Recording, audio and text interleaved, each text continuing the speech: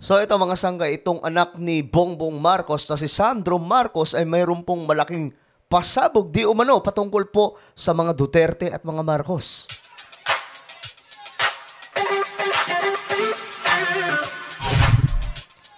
So magandang oras po sa lahat ng ating mga kababayan mula sa Luzon, Visayas, Mindanao, Sabah at maging sa ating mga kababayan na nasa iba't ibang bansa. Shoutout din po sa lahat ng mga solid sangkay dyan na lagi pong andito at sumusuporta. Maraming salamat po sa inyo. At habang kayo nanonood mga sangkay, may makikita po kayong subscribe button.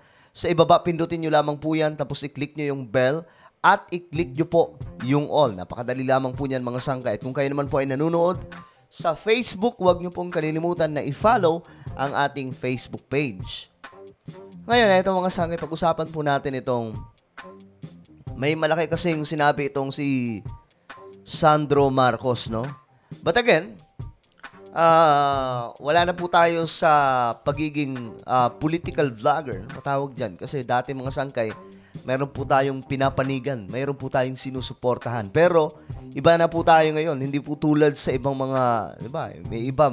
May mga kinakampihan po sila. Pero tayo mga sangkay, gitna lamang po tayo. Bahala po sila magkagulo dyan.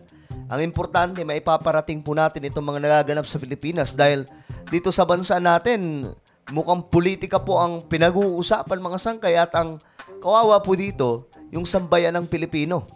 Ito po marahil mga sangkay ay dahil papalapit na ang eleksyon sa taong 2025. No? Kaya nangyayari mga sangkay itong traiduran dito, traiduran doon. Kung saan malakas doon sila. 'Di ba? At alam niyo mga sangkay, sa totoo lang, itong mga politiko na to, pare-parehas lang po yan. Kung sino ang sa tingin nila. Kung sino o kung saan sila makikinabang, doon sila. Ganyan ang politika sa Pilipinas. Bakit? Kasi presidential form of government po tayo. Yung sistema natin, ganyan po. Ang politika natin dito, ganyang kapangit. Ngayon ito mga sangkay, tingnan po natin itong sinabi ni Sandro Marcos. Kung Sandro Marcos nagsalita tungkol sa pagsira ng Marcos Duterte tandem. Marcos Duterte tandem, masisira na nga ba? Well, tingnan po natin. Ni former President Rodrigo Duterte. At matagal na sila magkaibigan. Medyo malayo ang pinagdaanan nilang dalawa. Okay, tinutukoy dito ni Sandro Marcos, walang iba kundi itong si BBM at Duterte. Na matagal na po silang mag-friendship. Malalim po yung kanilang pinagsamahan. At lagi naman silang kasama kahit noon pa. And I think ang nangyayari ngayon ay nakikita natin na may konting pattern, no? Na nakita ata ng oposisyon na parating na ang midterm elections at ang only chance, kumbaga, na makabalik sila ay kung ipag-aaway ang mga dalawang kampo na I guess ang tinatawag ng DDS or loyalist or whatever. Okay. Parang ang dating dito, sinasabi po nitong ni Sandro na mayroong gustong pagsabungin, may mga nasa likod na gustong magsabong ang Duterte at Marcos. Yun po yung kanyang pinaliliwanag, mga sangkay. At ang gusto po nilang mangyari, mag-away nang sa ganun makabalik di umano yung opposition. Ang tanong ko dito kasi, sino kaya yung opposition na sinasabi niya? 'Di ba? Sino kaya ang opposition ang sinasabi ni Sandro Marcos na nagpapa-away, nagpapasabong o sinasabong itong pamilya Duterte at Marcos? Yan ang problema mga sangkay sa presidential system Pangalan ang pinag-uusapan 'di ba? Dito sa bansa natin, yung politika natin, pangalan ang pinag-uusapan. Sa parliamentary system, ang pinag-uusapan yung quality na leadership. Dito, kung sino yung matunog na pangalan, yan po yung nahahype, mga sangkay. Halimbawa na lang, ngayon, matunog pa rin ang Duterte, di ba? Matunog ang Marcos. So, ang dalawang to, sila ang nagsasabong. Yan ang presidential system na pag-usapan naman po natin yan nakaraan, mga sangkay, kung gaano kapangit talaga ang presidential system. Pangit po talaga. Kaya ang kailangan gawin dyan, itong Constitution natin, 1987 Constitution, amyendahan. Ayusin. 2024 na po tayo eh. Paulit-ulit na lamang po ang nangyayari sa ating government. Panahon pa po ito ni Ramos, ganito na. Panahon ni Estrada, ganito na. Mga sangkay, at halos forever na po tayo ganito, paulit-ulit na awayan. Eh kung ayusin ang Constitution na amyendahan yan sa pamamagitan po ng charter change, 'di ba? Baka mapunta pa po tayo sa parliamentary. Lahat pa naman ng mga parliamentary na mga bansa mayayamang bansa. Like Singapore at Japan. Karamihan naman sa presidential system katulad ng Pilipinas, mga mahihirap na bansa. Pero ito mga sangay, itong pasabog ni Sandro Marcos, medyo malalim. Kasi ang tinutukoy niya dito, mayroong nagsasabong sa kanila eh. Meron daw gumagawa ng mga issues para mag-away. Na nakasama sa halalan.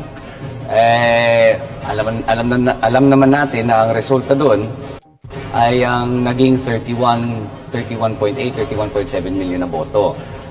Na alam naman natin kung mauulit yan sa 2025, wala silang pag-asa na bumalik. So I think that's part of it. That's why ang dami kong nakikitang interview na with opposition identified personalities na nagsasabi naghiwalay na yung mga iba't ibang kampo na magkasama noon. Okay. So ang taktika mga sangkay, medyo nababasa na po natin. Ang taktika na sinasabi ni Sandro Marcos, may mga identified opposition. Okay? Na nagsasalita at sinasabi po nila na wala na. Nagkahiwalay na ang unity team or yung unity nitong Marcos Duterte tandem. So parang ang dating mga sanggay, sinasabi ng opposition na wala na sila. Hiwalay na sila. Nagkakagulo na sila dito kayo sa amin. So sino yung opposition? Yun yung gusto kong malaman. Again, hindi po tayo against sa kahit na kanino sa kanila. Hindi rin po tayo kumakampi sa kahit na sino ka sa kanila. Dilaw ka man, pula, black, red. Pula na nga, red pa. Basta yun, mga sangkay. Ang gustong mangyari, pagsabungin ang mga Marcos at Duterte. Sabi nila. I think that's all an attempt to really create divisions within an administration that has been so focused on unity in order to make a comeback sa eleksyon. Sino kaya dito ang tinutukoy ni Sandro Marcos? Kayo. Tatanungin ko kayo mga sangkay. Sino ang tinutukoy dito ni Sandro Marcos na gustong makabalik sa larangan ng pwesto sa ating gobyerno? May idea ako mga sangkay, pero ayoko na lang banggitin para naman sa kapayapaan ng lahat mga sangkay. And sa totoo lang, sa resulta na nangyari noong 2022,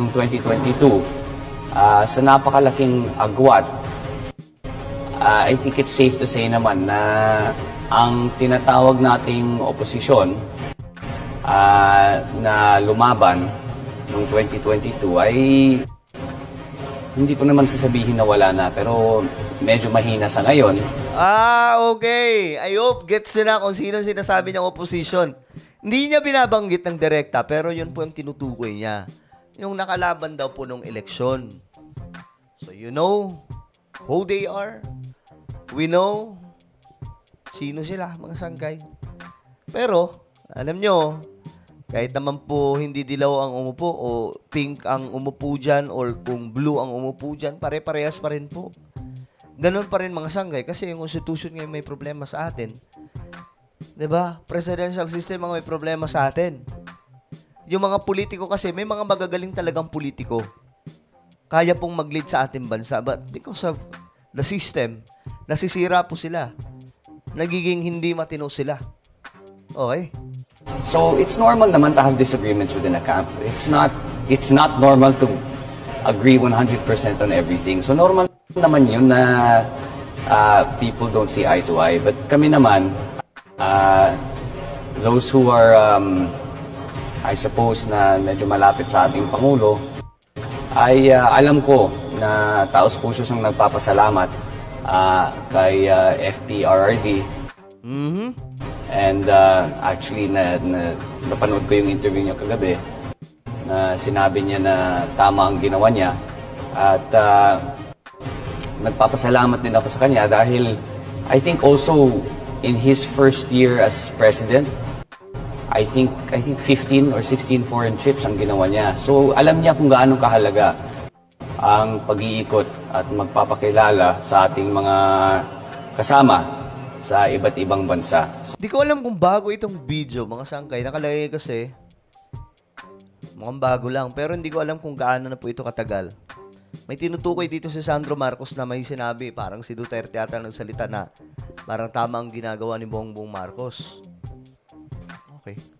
Sige, tingnan natin kung ano ito. So yan din ang ginagawa ng ating Pangulo and it looks like it's been yielding positive results naman in terms of geopolitical progress, in terms of the investment pledges that he's bringing, and of course these other factors that come in through official working visits or the various state visits. Okay guys, tatanungin ko kayo mga sangkay, ano ba ang inyong masasabi tungkol po dito sa pasabog ni Sandro Marcos?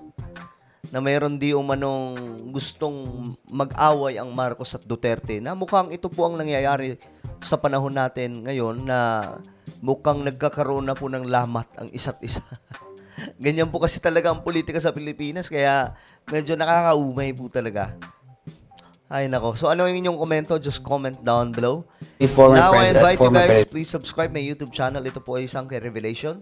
Sa mga born again Christians dyan, I know gusto nyo itong mga ganitong klaseng topic patungkol po sa Biblia, mga current event na kung saan nasa Bible din. Hanapin nyo lamang po ito sa YouTube, then click the subscribe, click the bell, and click all. Ako na po ay magpapaalam. Hanggang sa muli, this is me, Sangkay Janjan. Palagi nyo pong tatandaan that Jesus loves you. God bless everyone.